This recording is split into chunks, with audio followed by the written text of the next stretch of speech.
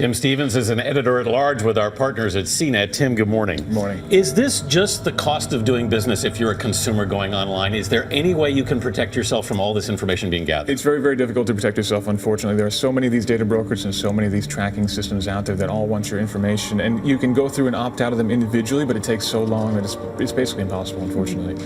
And what are they doing with all this information? Where's it going? What do they want it for? They basically want to build this profile about you to see what you're looking for so they can give better targeted ads by and large. So, an ad that's more relevant to you, you're more likely to click on, which then makes the website more money, and then, of course, makes the selling site more money as well. So they want to learn as much about you as possible for advertising by and large, but also for direct marketing and for other reasons as well. Are there ways to protect yourself?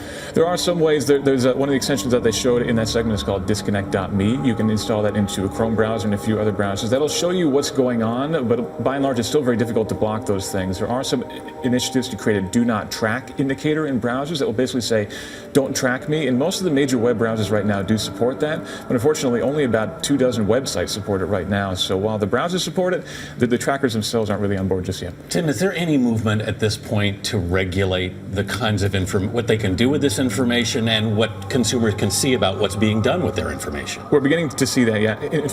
In many ways, it's a lot like the creation of the credit reporting bureaus back in the 1970s, where before that it was very difficult to see what sort of information was being tracked about you and being reported about you if you were filing for a mortgage or for a new job.